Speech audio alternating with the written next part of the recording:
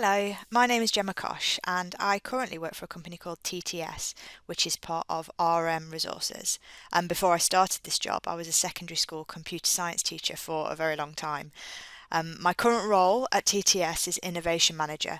That means that I get to spend a lot of time thinking and drawing, reading, learning and inventing new products that can be used in the classroom. My job also involves me travelling.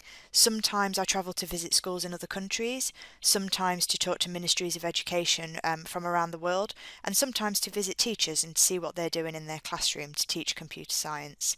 I also still teach. This year I'm teaching Year 2 computing, which is a lot of fun and it definitely keeps me on my toes. It's a lot different to teaching in a secondary school. I love my job because it allows me to be creative. I absolutely loved being a teacher, and it was a really hard decision for me to leave the classroom. But now I'm really privileged to help children learn all around the world, not just in one school. School helped me tremendously in my job because I was able to choose a mixture of GCSEs that allowed me to do all of the things I enjoy. And I do put a lot of value into studying things that you enjoy. I think that makes your day much more pleasurable if you're working on something that you enjoy doing and that you feel passionate about. And I was really privileged to be able to choose all of the GCSEs that I wanted to do, even though they were quite varied. So I did computer science, but I also did music, I did textiles. They were a bit all over the place, but that's fine because I really enjoyed it and I was, because of that, quite successful with them. I also had amazing teachers, and they were the reason that I decided to become a teacher myself. I think that having such good role models at such a young age really helped me to be the best person that I could be. My school encouraged me to apply for university when I was in year 13, and that was something that was quite unusual for the area that I'd grown up in. Not a lot of people from my school went to university, and no one in my family had gone to university either, so it wasn't something that I was immediately thinking I was going to do. It wasn't something that my parents did, and I didn't have any older sisters and brothers or cousins that had done the same. So I was really, really very grateful that school encouraged me to pursue that as an option when I was ready to leave school in year 13. And it's something that I will certainly always be very grateful for. The subjects I studied at school that my job used the most are computing and ICT. I spend a lot of time developing products to teach computer science, and obviously I needed the computer science qualifications to be a computer science teacher, but ICT skills as well because I use the computer a lot for creating various documents to do with my work. Maths and English have been critical both to my teaching career but also my career now at TTS. And I would say the more creative subjects like art, technology have helped me in my current role because I do need to often explain my ideas visually rather than putting together a written document.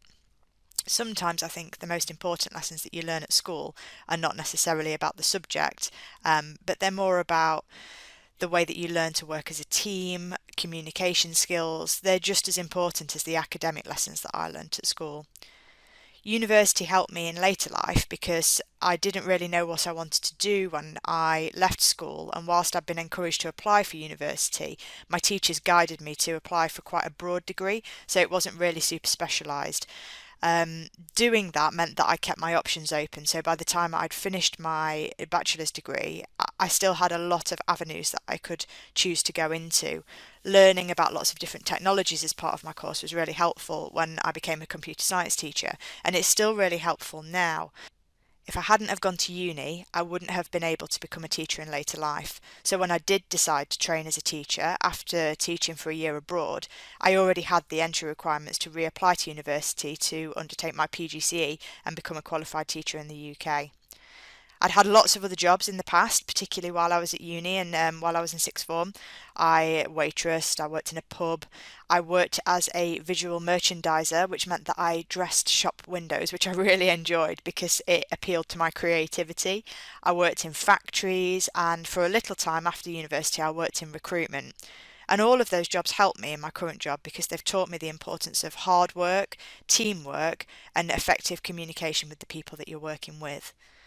I think the experience that I'm most proud of in all of my jobs has been whilst I've been teaching, just to support students to achieve whatever it is that they want to do. And that isn't always necessarily academic, although I will always have a special place in my heart for all of those children that got their results on results day and were over the moon with it, or that came to see me before they left for university and they were going to study a subject that I taught them because it had inspired them to study it further. But even some of the smaller struggles that my students have overcome, personal struggles, struggles with mental health, difficulties at home but still studying for their exams, all of those things, they're all massive achievements, and I feel very proud of my time as a teacher. In my current role, earlier in the year we won an award for a product which, whilst I didn't have a great deal to do with the development of, because I hadn't joined the company at that point, I'd written a book to support it, and I was really, really proud of all of my colleagues for winning an award, because it was a really big deal. So I was really proud of that as well. I think that the best piece of advice I would give to anyone wanting to work in education is, if that's something that you really want to do, as soon as is possible, volunteer and work with young people. So that might be your work experience in year 10 or 11. It might be helping out at a childminders or a day nursery. I think any kind of voluntary experience that you can get will really help you later on with your career in education. And I think as well it's important to try and be resilient. Working with young people and children is not easy, and I think when I started my career as a teacher, particularly when I went abroad to teach, I thought it was going to be easy because I had such good teachers. They made it look easy, and it's actually a really, really steep learning curve, and it takes years for you to find your groove really as a teacher and to learn all of the things that you need to know about education and about young people to do your job really well. But that shouldn't deter you from working hard. You just need to have a little bit of a thick skin in your early years in education. And also, I think I would tell you to not take yourself too seriously. Teaching is as much about delivering academic qualifications as shaping young people to be good human beings. And I think that part of the way that I tried to achieve that in my classroom was to not take myself too seriously. It's okay to be silly. It's okay to be humorous. Those skills are so important to create the right environment in which then you can learn. So I definitely would say don't take yourself too seriously. Advice that I would give anyone starting a career is don't worry too much about climbing the wrong ladder. I didn't know for a long time what I wanted to actually do. I didn't know throughout all of my 3 years of my degree, my A-levels. I had no idea what I wanted to do when I became an adult. And I didn't decide to become a teacher until I was in my 20s, which in the grand scheme of things, when you're under such pressure to make those decisions in year 10 and 11, was quite late. And even after being a teacher for nearly 15 really, really happy years, I decided to take a massive risk and jump into a different kind of industry that I knew nothing about. And I think that's okay. Like, don't be scared of that. Don't think, oh, well, if I do these qualifications, it leads me to this place. You can always change.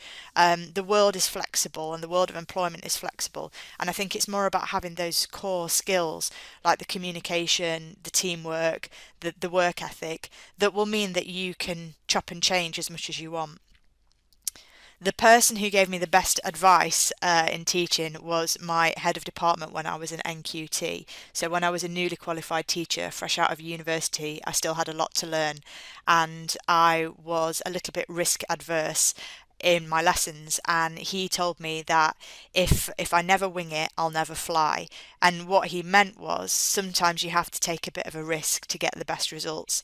And that is a line that I've used with a lot of my children that I've taught over the years, but it's certainly one that's stuck with me even though it was all those years ago. I think it's a really good piece of advice.